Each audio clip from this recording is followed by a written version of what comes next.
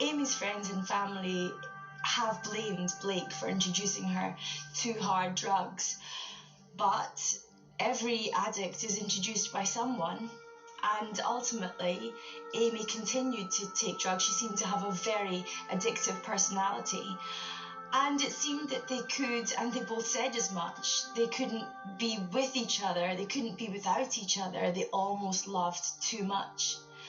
And they've been compared to Sid Vicious and Nancy many times. The feelings were so strong. 18th June 2011, Belgrade, Serbia. What was supposed to be a triumphant comeback tour turns into a nightmare. Amy struggles to stand up, slurs her words, and doesn't even get through a single song. She is too drunk to perform. The angered crowd booed the 27-year-old off the stage, and the comeback tour is cancelled. The thing about an addict is their lives are chaotic, and it's not just the external manifestations of that chaos that people see. Their unreliability, their inability to sustain relationships, their codependency on with people who are in a destructive relationship with them, their withdrawal from relationships like with their family, etc., their inability to create. It's also the inner chaos. It's the chaos we don't see. That when they put their head on the pillow at night, the chaos that's running through their heads, and chaos is an unpredictability. Really defines the nature of an addict, because when an addict's an addict, their life is out of their conscious control. They are driven purely by a need to fuel the addiction, and it's not surprising that the internal and external chaos follows on the back of that. Amy Winehouse would never perform on stage again. 21st July 2011. After reflecting on her poor performance during the tour, Amy seems to be preparing to change her life for the better. She makes a number of phone calls to her friends and fellow musicians, promising a better and brighter future. She discusses plans, hopes, and her goals. She had a purpose again. This was not a woman on the brink of suicide.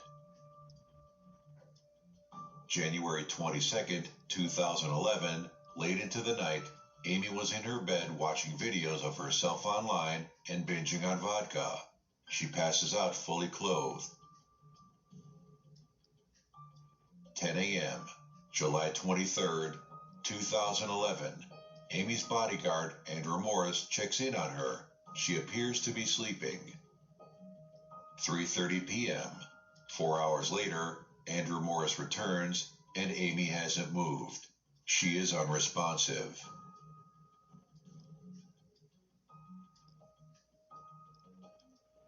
3:54 p.m. A call is made to the emergency services.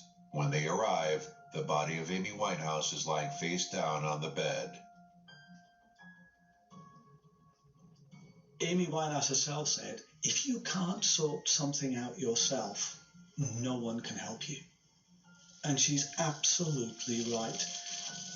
Ultimately, you can say, and I'm sure her parents, Mitch and Janice, I'm sure they will be going over and over and over again. If only we'd done this, if only we'd done that, if only we'd done the other. But there's one thing you can be sure of, Amy wouldn't want them to do that. Because ultimately it wasn't their fault. They did the best they could. They handled an extraordinarily complex situation, an emotionally traumatic situation for them, which is to watch their child destroy herself. Now, rather than sit on judgment and think, should somebody have done this, should the father have done this, should the mother have done that, ultimately, you have to say the responsibility for Amy's addiction was Amy's, and she knew that, and she understood it.